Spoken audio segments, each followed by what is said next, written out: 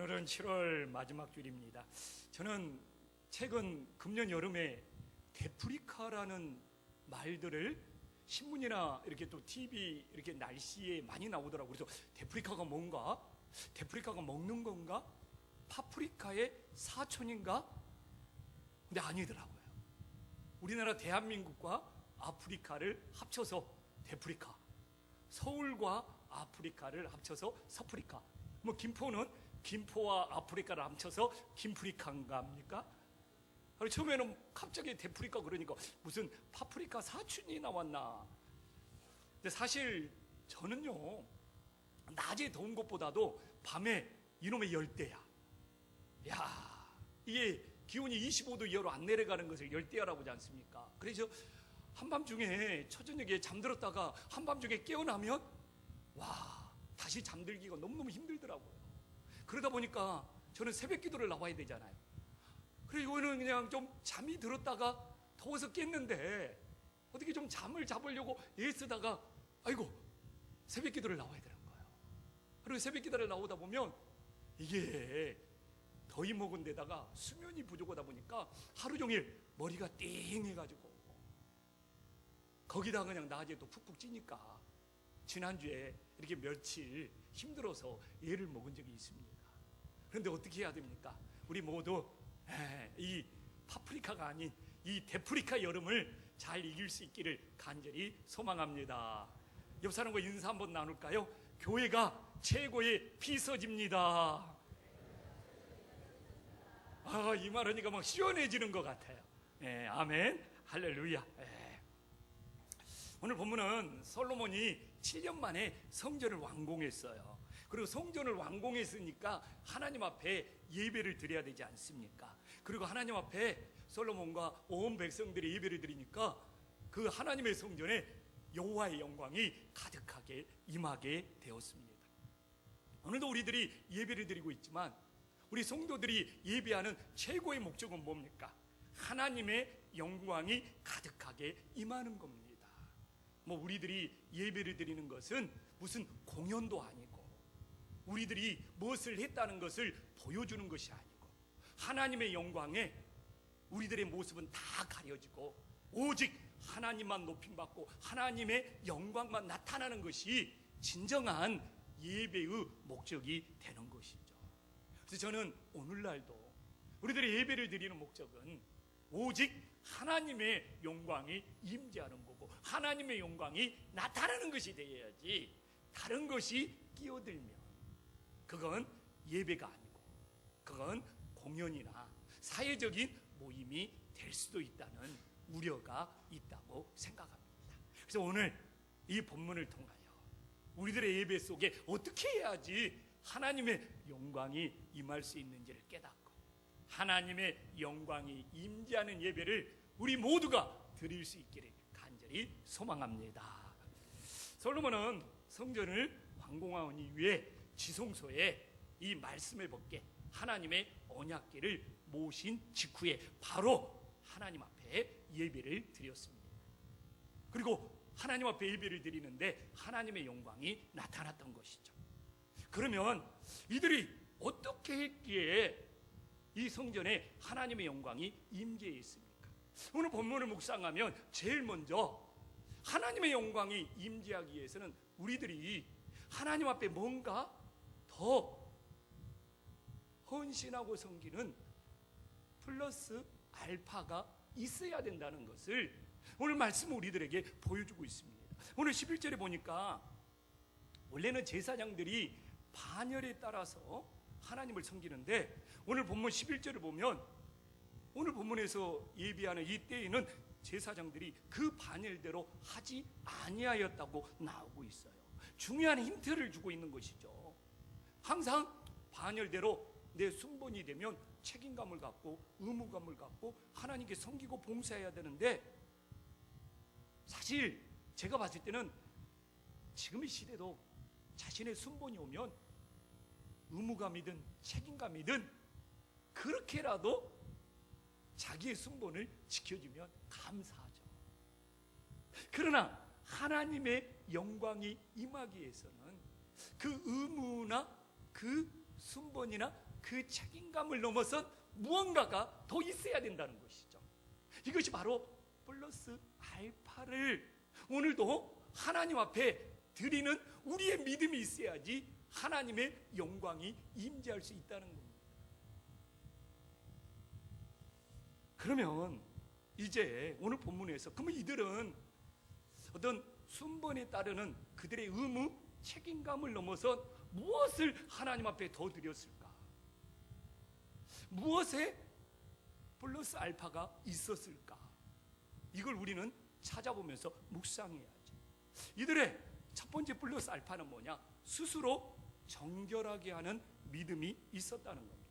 여기서 스스로 정결하게 한다는 것은 하나님께 예배드리기 위해서 자기 자신을 준비했던 믿음인 것이죠. 아론의 두 아들 같은 경우는 나답과 아비후는 하나님 앞에 스스로 정결하게 준비하지 못함으로 성전에 들어갔다 하나님의 심판을 받았다는 성경 말씀도 있습니다. 그래서 이렇게 스스로 정결하게 한다는 것은 하나님 앞에 드릴 예배를 마음을 다해서 미리 준비한다는 것을 우리들에게 보여주고 있는 거예요. 그렇기 때문에 오늘도 예배를 드리면서 나도 하나님 앞에 하나님의 영광의 임재를 맛보기 위해서 스스로 정결하게 하는 준비된 믿음이 있었는지 우리 자신을 돌아봐야죠. 나도 오늘 예배를 얼마나 준비했냐? 시간이 늦지 않도록 오늘 이 예배를 준비했냐? 오늘 이 예배 속에 하나님의 임재를 기대하게 나는 미리 나와서 준비하는 기도를 드렸는가? 나는 얼마나 하나님 앞에 준비하면서 찬양으로 하나님의 임재를 준비했는가? 뭔가 오늘 이 무더위에 그냥 이 예배에 나와서 주일의 의무를 지키는 것도 귀한 일이죠. 그러나 플러스 알파가 있어야 된다는 거죠. 내가 얼마만큼 이 예배를 스스로 정결하게 하면서 준비했느냐? 혹시 예배 시간에 나와서 내가 좋을 수 있을까봐 토요일 날부터 미리 충분한 휴식을 취하면서 하나님의 예배만큼은 온전히 드리고 싶은 스스로 정결하게 우리 자신을 준비하는 믿음이 있었는가? 이런 플러스 알파가 있어야지 하나님의 영광이 임재할 수 있다는 것을 우리들에게 보여주고 있습니다. 근데 지금의 시대는 하나님의 영광이 성령님이 강하게 임재하는 것에 대해서 많이 후퇴했어요. 그냥 예배만 나와줘도 고마운 시대가 되어버리는 우리 속에서 다시 한번 하나님의 영광을 맛보고 성령의 역사가 충만하게 일어나기 위해서 내 자신을 이 예배 앞에 얼마나 준비를 하는 스스로 정결함이 있었는지를 돌아보면서 하나님의 영광을 녹화할 수 있는 믿음의 자녀들이 될 수 있기를 간절히 소망합니다. 그러면 오늘 이 11절에서 그 반열대로 하지 않는 이유는 뭐겠습니까? 오늘 이 솔로몬의 성전 완공 예배 속에는 더 많은 일꾼들이 필요했던 거예요. 더 많은 일꾼들이 지금 순번 맡은 사람 갖고만은 지금 오늘 예배를 감당할 수가 없는 거예요. 그러니까 순번 맡은 사람으로는 예배에 섬기는 숫자가 필요한 것을 넘어서기 때문에 더 많이 자원해서 섬길 수 있는 사람들이 필요했던 거죠. 그러니까 순번이 의미가 없어져 버리는 거예요. 오늘 보면서 순번만 맡은 사람만 해도 예배하는 일에 불편함이 없다면 그대로 갔겠죠. 그러나 너무나 하나님 앞에 크고 대단한 예배를 드리니까 순번 맡은 사람으로는 숫자가 부족한 거예요. 그래서 스스로 자원하여 섬길 수 있는 사람들이 더 필요했다는 것을 우리들에게 전해주고 있는 것이죠. 그렇기 때문에 우리가 말씀을 보면서 그 안에 숨겨진 뜻이 무엇인지를 바르게 묵상을 해야 되는 거예요. 그래서 오늘은 자신의 순번이 아닐지라도 자원하는 마음으로 하나님을 섬길 수 있는 사람들이 더 필요했다는 것이죠. 이것이 바로 하나님의 영광이 임재하기 위한 플러스 알파가 됨을 믿으시기를 간절히 소망합니다. 늘 순번에 따라서 의무와 책임감으로 오는 거 제가 말하잖아요. 지금의 시대에 그 정도도 감사해요. 그러나 때로는 뭔가 부족해서 뭔가 필요하다고 그러면 오늘 본문처럼 스스로 누가 시켜서가 아니라 자원하여 하나님께 나아오는 사람들이 많을 때 하나님의 영광을 두드리게 된다는 것을 말씀해 주고 있죠. 그래서 우리 교회도 교회 청소를, 주방 봉사를, 설거지를 순번에 따라서 오는 것은 굉장히 제가 봤을 때는 성경적입니다. 성경적이에요. 그래서 우리 뭐 교회에 뭐 청소든 주방이든 설거지 순번에 따라 책임감을 가지고 봉사만 해줘도 제가 말하죠, 너무너무 고맙고 감사한 섬김이라고요. 그러나 성령님이 역사하기 위해서는, 하나님의 영광이 임재하기 위해서는 플러스 알파가 있어야 된다는 것이죠. 오늘 본문의 의미가 그렇다는 거예요. 내가 뭐 이렇게 무더운 날 교회에 나왔는데 여러분들을 막 더 봉사해야 된다고 책망하려고 하는 것이 아니에요. 저는 지금 오늘 본문의 뜻을 여러분들한테 전해드리려고 마음을 다하는 거예요.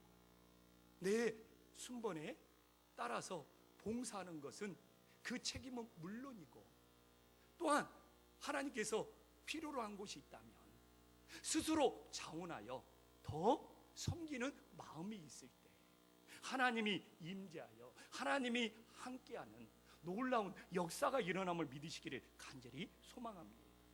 그래서 오늘도 하나님의 영광의 임재를 두드리기 위해서는 내 순번뿐만 아니라 자원하는 마음으로 무언가 하나님을 더 섬기는 마음이 있을 때 하나님의 영광을 두드려서 하나님이 우리 속에 찾아오는 은혜의 역사가 있음을 믿으시기를 간절히 소망합니다. 저도 그렇더라고요. 저에게 어떨 때 성령 충만이 일어나고 어쩔 때 하나님의 영광이 임하냐, 목회자로서 맡은 것만 했을 때는 그건 그냥 기본인 것 같아요. 그러나 내가 뭔가 그 맡은 걸 넘어서서 하나님 앞에 더 헌신했을 때, 거기에서 하나님이 주시는 그 은혜를 놀랍게 체험하는 것이 어떻게 보면 하나님과 만나는 은혜의 법칙인 것 같아요. 또한 오늘 그러면 이렇게 스스로 막 이게 정결하게 해서 예배를 미리 나와서 막 준비하고 내 당번도 아닌데 내 순번도 아닌데 막 자원하는 마음으로 더 섬길 수 있는 그 마음은 어디에서 비롯되냐 이거예요. 저는 그것은 주님을 스스로 사모하는 마음이 있어야지만이 가능하다고 생각을 합니다. 내 마음속에 주님을 스스로 사모하는 마음이 없었는데 어떻게 막 미리 나와서 막 스스로 정결하게 예배를 준비하고 막 누가 시키지도 않았는데 스스로 자원하여 그 자리가 필요합니까? 내가 더 헌신하겠습니다. 이건 우리의 마음속에 스스로 주님을 사모하는 마음이 없으면 가능하지 않다는 것이죠. 저는 가급적이면 막 이렇게 지시해가지고 막 누구를 지시해가지고 뭔가를 막 시키고 뭔가를 하려고 하는 것을 좀 내려놓으려고 합니다. 그건 스스로 하나님을 사모해서 하는 것이 아니죠. 그러니까 우리 교회가 좀 이렇게 돌아가는 것이 힘들 수도 있어요.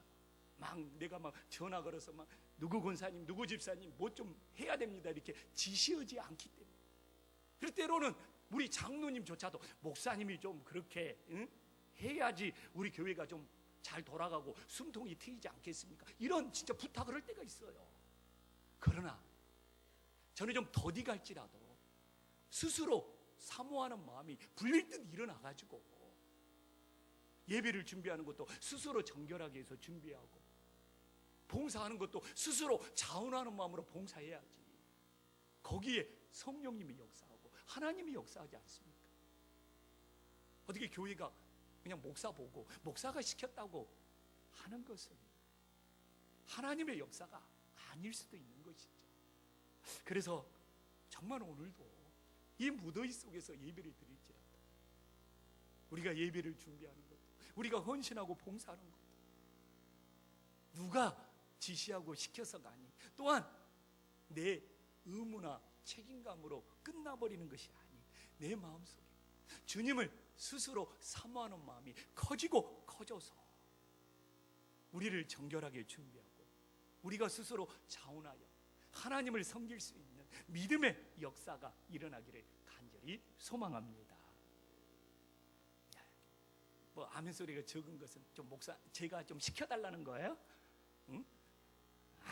그래도 저는 막 지시하고 시키고 싶은 생각은 없어요. 우리 한신교회는 하나님을 사모해서 스스로 깨닫고, 그래서 예배도 스스로 정결하게 준비하고 스스로 사모해서 하나를 봉사하더라도 그렇게 봉사할 수 있는 그런 교회로 나아갈 수 있기를 간절히 소망합니다. 그래도 아멘 소리가 안 커지네. 더워서 더위 먹어서 그런 줄 믿습니다. 그러면 제사장들이 성전에서 예배하면서 순번대로 하지 않고 주님을 사모하는 마음으로 좀 이렇게 스스로 자원하니까 하나님의 영광을 녹화하게 됐죠. 그럼 이제 하나님의 영광의 문을 놓고 있으면 그 문이 열려야 되지 않습니까? 하나님의 영광의 문이 열릴 수 있도록 지금 솔로몬과 백성들이 한 일은 무엇입니까? 바로 13절의 사건이 일어났을 때 하나님의 영광의 문이 딱 열려가지고 성전에 하나님의 영광이 가득하게 되었습니다. 일제히 소리를 내어 여호와를 찬송하고 감사하였기 때문에 그렇습니다. 근데 오늘 이 본문에서 일제히라는 말이 굉장히 중요한 말이에요. 그래서 오늘 우리는 이 본문에서 이 일제히라는 말을 충분히 묵상을 해야지만이 우리 교회에 지금도 하나님의 영광이 임재할 수 있는 길을 찾을 수 있는 거예요. 저는 이 현대교회가 일제히가 안 돼요. 이 일제히라는 것은 첫 번째는 뭡니까? 자신의 방법을 모두 내려놓는 거예요. 오늘 하나님께 예배하면서 자신의 방법을 고집하면요 일제히에 순종할 수가 없어요. 찬송 인도할 때부터 그래요. 찬송 인도자가 그냥 찬송하자 그러면 일제히 찬송해야 되고, 손을 들자 그러면 자신의 고집을 내려놓고 일제히 손도 들어야 돼요. 진짜 그렇습니다. 왜? 예배는 내가 살아있는 것이 아니라 이 예배는 하나님 앞에 내가 죽는 시간이거든요. 그렇기 때문에요 정말 어떤 예배든지 거기 모인 사람들이 일제히 하나님께 순종하는 역사가 있을 때 그 자리에 성령님이 역사하고 하나님의 영광이 임재하더라고요. 근데 사실 일제히가 잘 안 되잖아요. 막 손을 들어라 그래도 뭐 뭔가 쑥스러운 것 같고 뭔가 거부감이 생기고 뭐 더운 날 뭐 귀찮게 손 들어라고 그러냐 막 하면서 막 불평이 나오고, 그냥 일어나라고 하면 더 귀찮아. 일어나면 그냥 다리가 의자에 낑긴데 왜 자꾸 일어나라고 하냐 막 좀 앉으면 하나님이 안 오냐 막 뭐 이렇게 하면서. 근데 이게 일제히에 대해서 불편하고 거부한 마음이 드리는 것은 정말 내 자신을 제물로서 하나님 앞에 드리는 예배가 되는지를 돌아봐야 돼요. 그래서 이렇게 예배에 나와서 일제히 하나님께 순종할 때는 내 것은 없어요. 나는 죽어야 돼.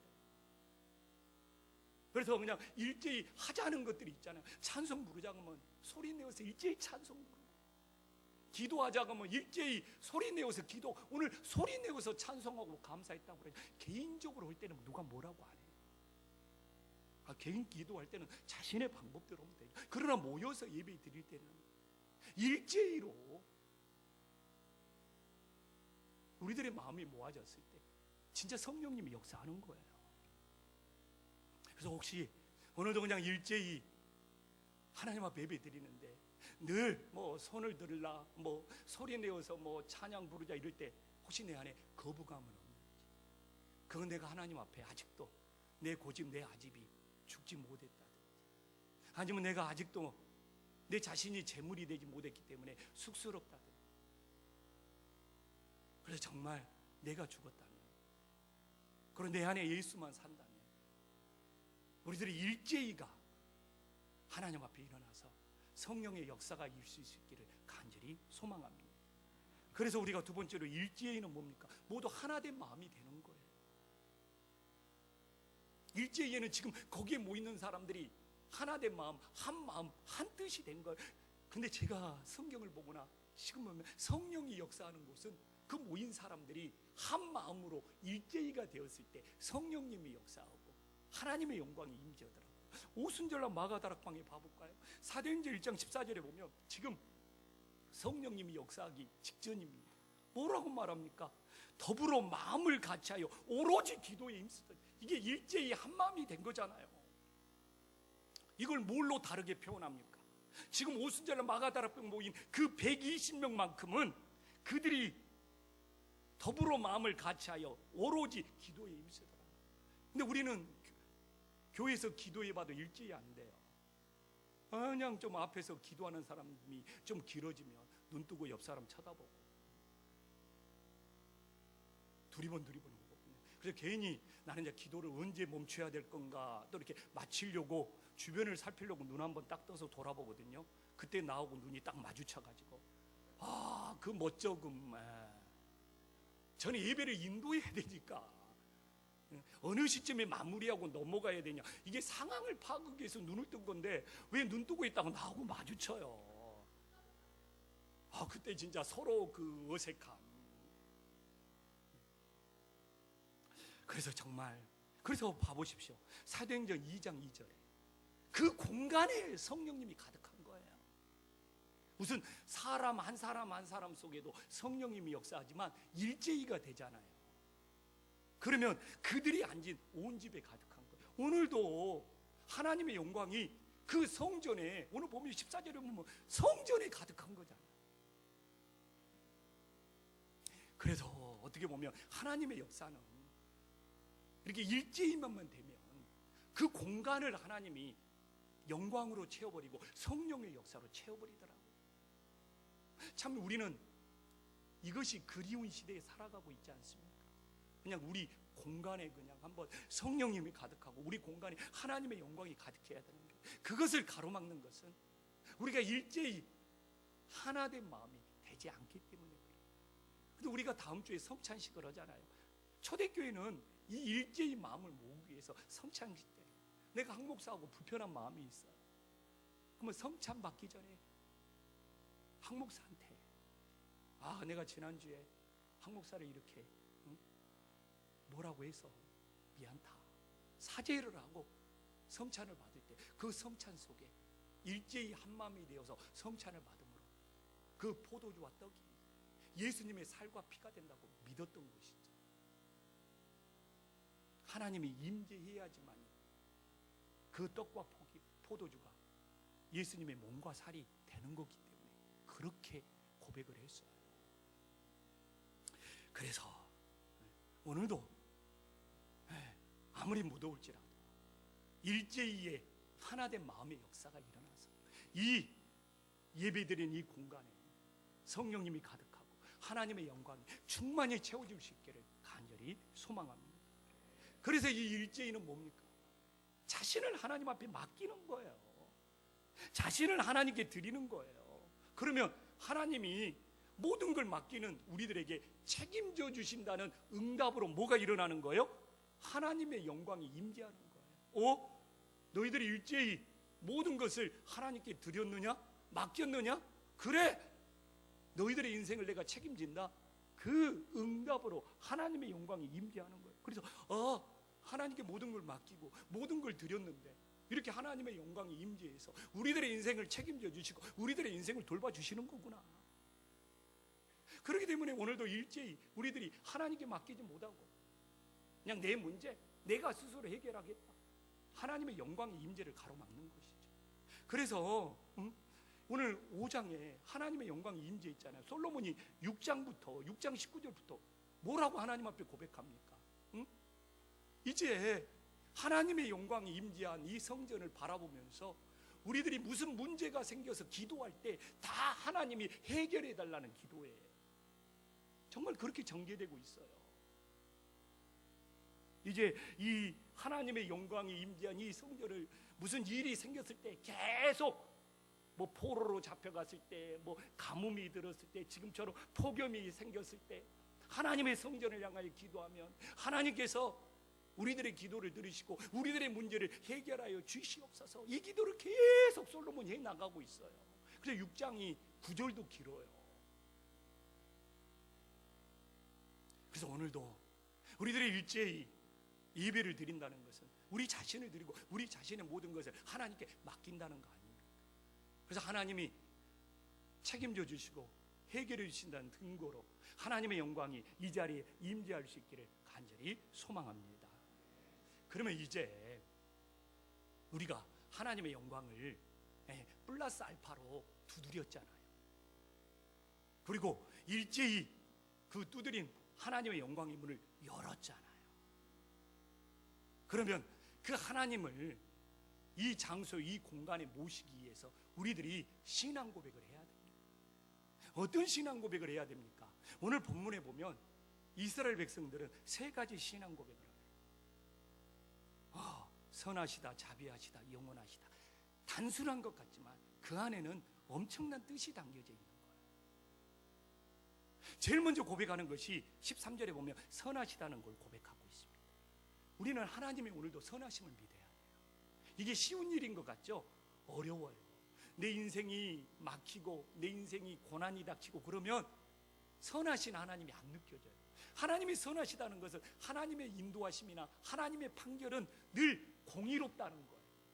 세상이 공의롭습니까? 요새 우리나라 사법부는 막 재판을 거래하고 막 이런 것들 때문에 사법부를 개혁해야 된다 막 여론이 들끓고 있어요. 뭐 세상은 그럴지라도 우리는 늘 하나님 앞에서 우리가 믿는 하나님은 선하신 하나님이 됨을 믿으시기를 간절히 소망합니다. 그래서 우리는 오늘도 내 인생이 아무리 어렵고 힘들지라도 우리 하나님은 선하시고 우리 하나님의 판결도 선하시고 우리 하나님의 인도하심도 선하심을 믿어야지. 그 하나님이 우리들의 삶에 임재하여 역사하고 동행하고 함께 하심을 깨달아야 한다는 것이죠.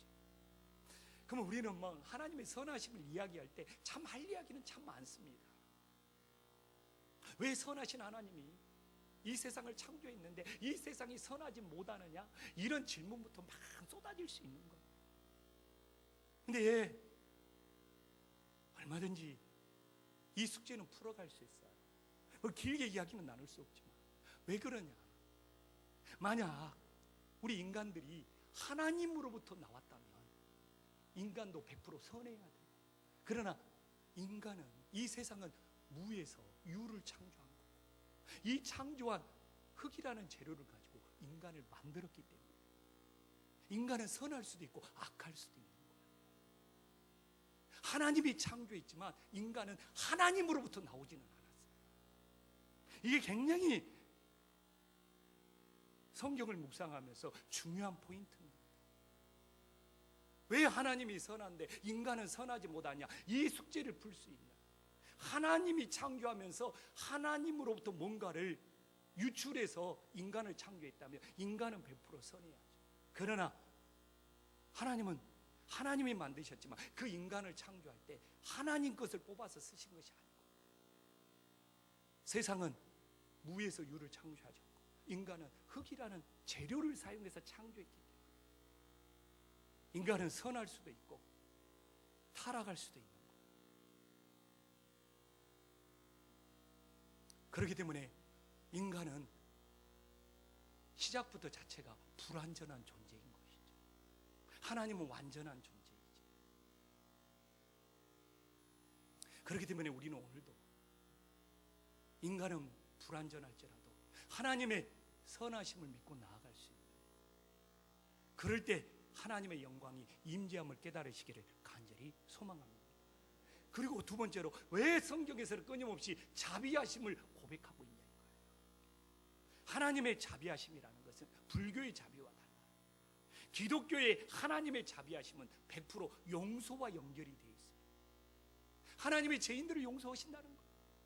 우리 인간들이 하나님을 찾고 하나님 앞에 나와 회개할 때 자비하신 하나님은 우리를 용서하신다는 거예요. 그렇기 때문에 자비하신 하나님이 없으면 우리들이 용서받을 수 있는 길이 없고 하나님의 영광이 임재할 수 없는 것이죠. 그래서 자비하신 하나님께서 죄인된 인간들을 용서했을 때 그 용서가 있는 곳에 자비하신 하나님의 영광이 임재함을 믿으시기를 간절히 소망합니다. 그래서 저는 이 각박한 세상 속을 살아가면서 좀 자비하신 그 자비의 용서의 하나님이 우리 마음속에도 있었으면 좋겠어요. 우리는 하나님의 자비하심으로 용서받고 이렇게 예배를 드리고 있는데 왜 주변을 향하여 그 하나님의 그 자비하심의 용서에 담을 쌓고 사는지 너무 마음이 아파요. 저는 지난주에 진보 정치인이 한 명이 뭐 죽었잖아요. 저는 그 이야기를 하자는 이야기가 절대로 아닙니다. 그리고 후배가 추도사를 했잖아요. 근데 뭐 그 추도사가 가슴속에 남았어요. 저는 절대로 옳고 그름을 말하지 않는 것이 아니에요. 뭡니까? 제가 그 추도사가 그 선배를 좋아하는 것은 그 선배가 완전해서가 아니라 이거죠. 그가 가난한 자라 편에 서고 약자 편에 서고 선한 길을 가려고 했기 때문에 나는 그를 좋아했다는 것이죠. 그를 완전해서 좋아하는 것이 아니라 정말 우리가 오늘도 예배를 드리고 있지만 주변을 돌아보면 옆에 사람 한번 봐보세요. 완전한 사람처럼 보여. 한번 봐보시라니까요. 지금 옆에 있는 사람이 완전한 사람이 완벽한 사람이라 함께 예배를 드리고 있냐고요. 응?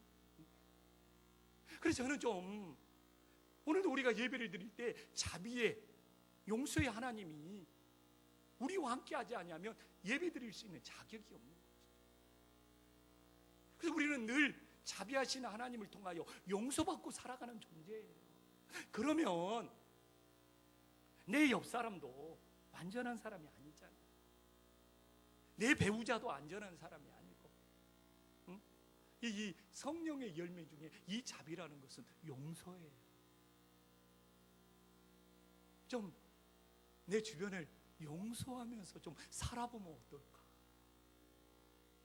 우리가 하나님의 자비하심으로 용서받고 살기 때문에, 그러면 이 폭염 속에 우리들의 불쾌지수가 그래도 좀 더 낮아지는 은혜의 역사가 일어나기를 간절히 소망합니다.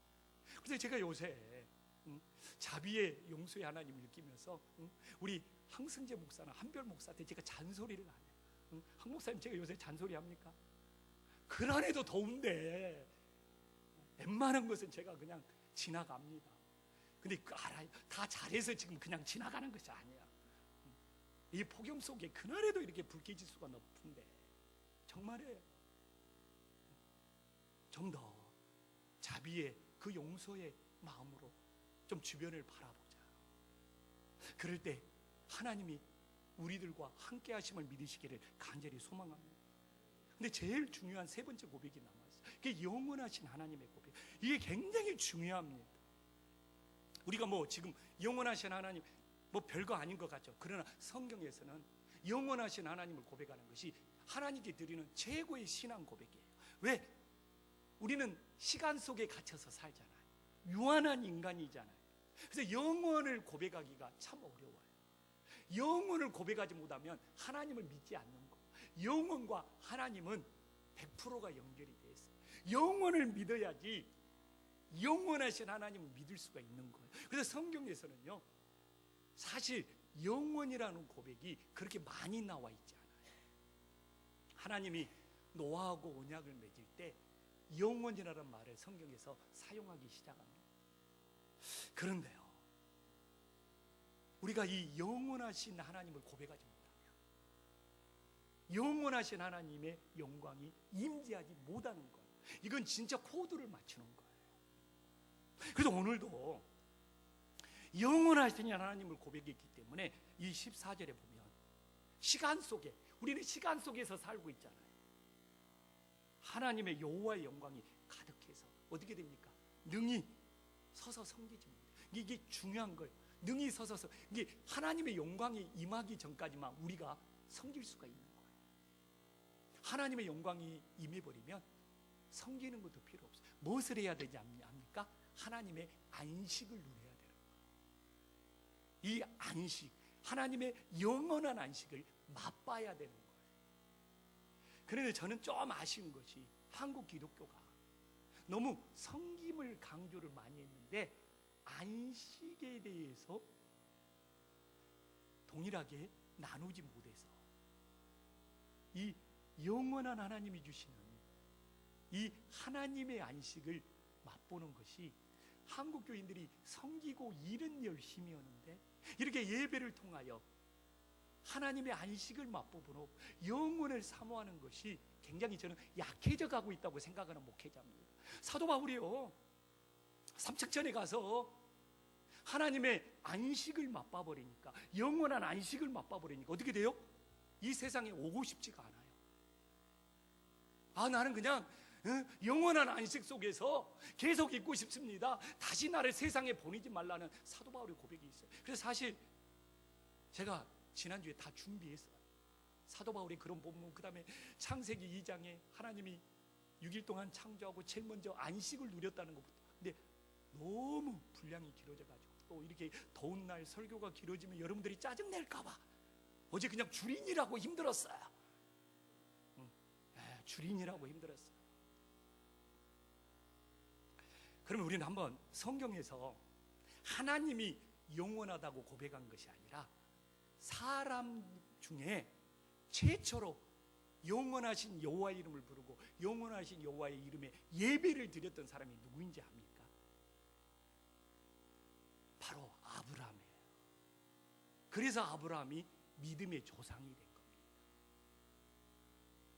그 이전에 누군가가 영원한 여호와의 이름을 부르면서 경배하고 예배 드렸다면 그 사람이 믿음의 조상이 되었겠죠. 근데 이게 시간 속에 살아가는 인간이요, 영원하신 하나님을 믿고 바라본다는 것은 절대로 쉬운 일이 아닙니다.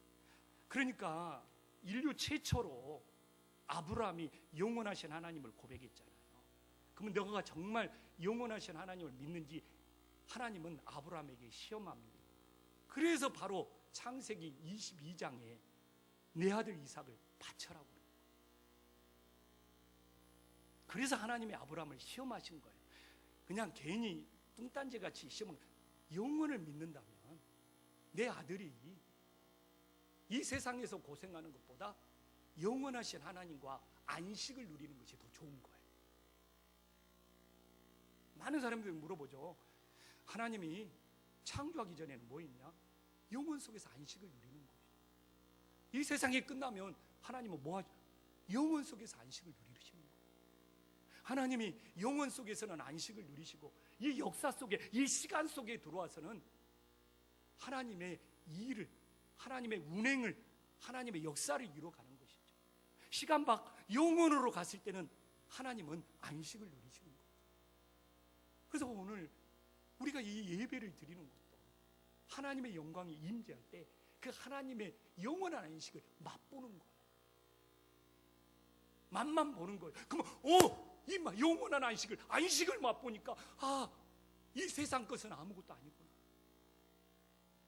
천국에서 영원한 안식을 누리는 것이 진짜구나 하면서 삶의 변화가 일어나는 거예요. 세상의 집착에서 벗어나게 되고 시간 속에서 자유함을 누리게 되고. 그래서 아브라함, 네가 영원한 여호와의 이름을 불렀어? 진짜 믿어? 그러면 너보다도 더 사랑하는 너 아들이 어느 곳에 있기를 원해.